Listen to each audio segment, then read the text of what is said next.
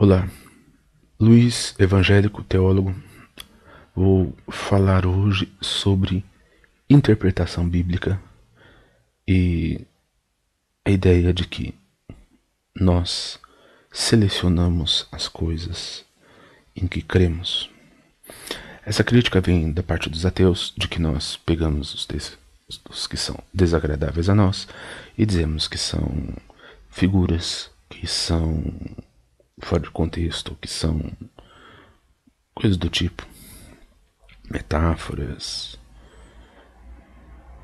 ou coisas que precisa interpretar com calma, qualquer coisa assim. E eu gostaria de comentar que, sim, nós temos uma tendência, acho que todo mundo tem, quando acredita em alguma coisa, de querer avaliar com calma. Peraí, isso aqui tá meio estranho, deixa eu checar.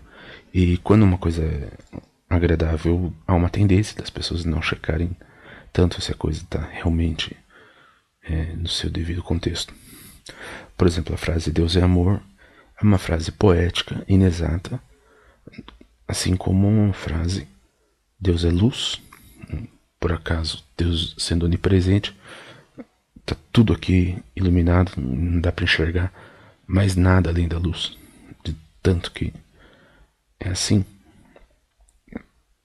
Não, eu creio que quando se afirma que Deus é justo, é necessário avaliar os exatos aspectos em que Deus é justo, porque a palavra justiça está sobrecarregada de conceitos.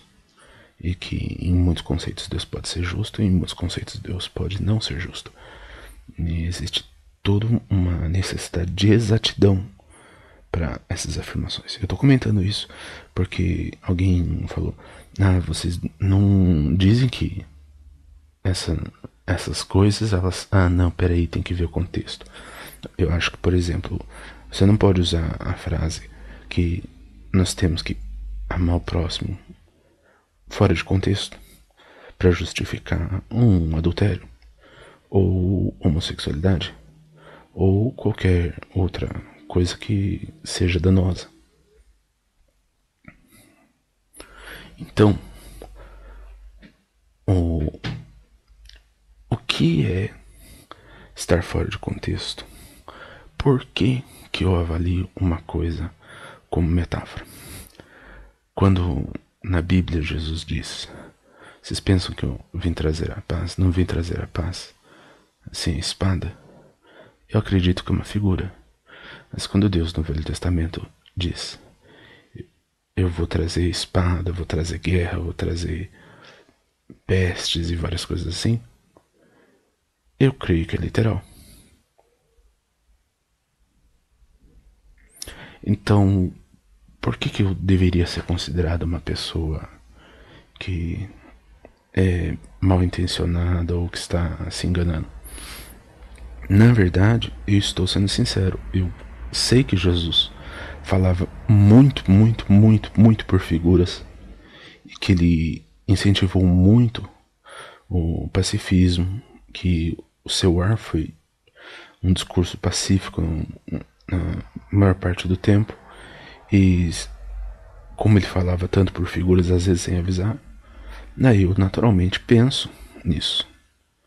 Quando ele fala isso e ele fala que veio colocar fogo na terra e que mais quero se já está aceso, e não havia nenhum fogo literal ali, então eu percebo que é uma necessidade de figuras.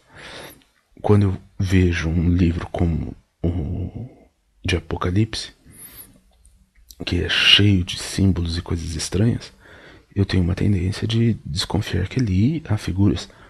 Quando eu vejo que da boca de Jesus sai uma espada, aí eu penso: essa espada não deve ser uma coisa literal.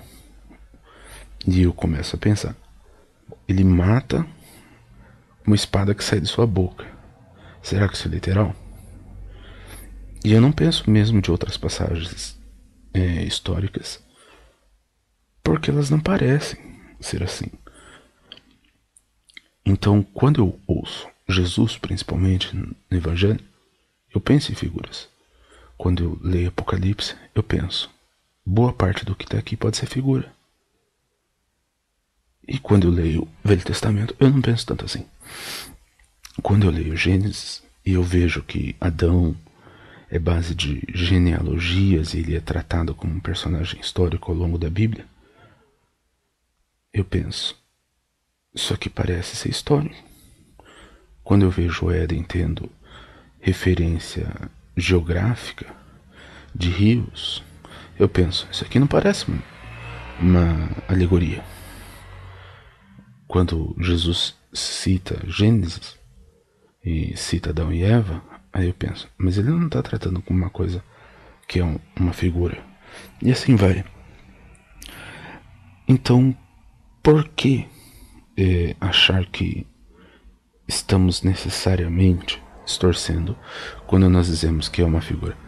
Se você tem conhecimento bíblico, um mínimo do Evangelho, por exemplo, você deve saber que existem muitas figuras na Bíblia. Mas eu acho estranho que frequentemente se reclama que no Evangelho a gente não está tomando falas de Jesus como literais, e muitas vezes nos históricos, que tem muitos milagres, se quer colocar como se fosse alegorias. Então, da mesma forma, um ateu às vezes parece fazer. Quando uma coisa envolve um milagre, uma coisa espantosa, eles acreditam que é um mito, que é uma figura, que é uma alegoria. Não necessariamente ateu, mas tendendo para o lado da descrença. Então, isso soa também injusto. E a minha análise dos textos, com base na crença em Deus, a ideia bíblica que Deus pode intervir e fazer milagres, me leva a crer que determinados eventos são históricos ou não. Agora, eu pergunto para um ateu, você acha que eu estou distorcendo a Bíblia quando eu penso que nós não deveríamos, por exemplo, apedrejar adúlteros? Você acha que eu estou realmente distorcendo, apesar de que tem uma passagem lá no Velho Testamento que fala isso? Eu estou. Mas Jesus poupou uma adúltera. Jesus falou sobre amar os inimigos, ter compaixão, dar outra face e etc. E quando eu leio as cartas, eu vejo que eu não estou debaixo da obediência da lei de Israel, que eu sou um gentio e que estou me santificando na graça de Deus e no amor de Deus. Então, eu estou distorcendo ou estou seguindo a doutrina bíblica como um todo? Quando eu digo então, portanto, de que a circuncisão que é mandada na lei está fora de contexto, algum ateu reclama? Ou eles só reclamam quando eu não falo, quando eu não faço o mesmo sobre matar idólatras? A Bíblia, como uma estrutura completa, fala dessas coisas. E a minha impressão, eu não fujo de conversar com ateus, eu gosto de conversar com críticos de maneira geral. Eu acho que me aperfeiçoam. E a impressão é que os ateus geralmente pegam os piores textos e os cristãos pegam os mais agradáveis. Eu acho que é natural. Um quer reforçar a crença, o outro quer reforçar a descrença. Mas, no caso, nós precisamos, para fazer uma análise justa, nós precisamos do todo. E se existem figuras na Bíblia, não significa que todas as passagens que têm milagres são figuras, que a criação é figuras, e da mesma forma também não é porque uma coisa é aparentemente horrenda que é uma figura ou que não é. E uma coisa maravilhosa também, que é uma figura ou que não é. Uma afirmação pode ser boa e estar fora de contexto. Quando, sei lá, Deus fala para um personagem bíblico, eu estarei com você, vai que você vai ter a vitória. Eu não acredito que Deus está falando comigo, mas é uma coisa boa. Eu sei, geralmente se pega essas passagens, não muito preocupadamente com o contexto, e se coloca realmente coisa boa. Uma coisa boa, até mesmo fora do contexto. Mas realmente, no contexto, o que você pode afirmar? Você, como um ateu que supostamente sabe tudo da Bíblia, o que você pode afirmar que está no contexto? Que eu tenho que, sei lá, fazer alguma coisa da lei? Do Velho Testamento, alguma coisa da lei eu tenho que fazer? Bom, eu tenho que não mentir. Isso também está reforçado no Novo Testamento. Mas você acha que eu estou distorcendo a Bíblia quando eu digo que eu não tenho que apedrejar a adúltera? Como evangelista, como enviados de Cristo para pregar o reino dos céus, embaixadores do reino, nós temos que aplicar violência? Seja justo comigo. Vou parar por aqui para não fazer o vídeo muito longo e repetitivo, embora possam ter mais alguma coisa a falar sobre o tema. A minha ideia básica é essa aí. Nós não estamos necessariamente interpretando o texto erroneamente. Nós podemos estar realmente pegando as passagens que têm pela própria Bíblia a sua validade hoje.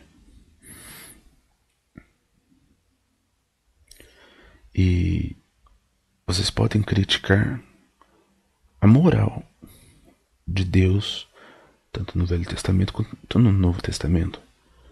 Mas eu não acho justo que vocês digam que pegar uma frase do Velho Testamento de violência e dizer que está fora do contexto é ser injusto. Até mais.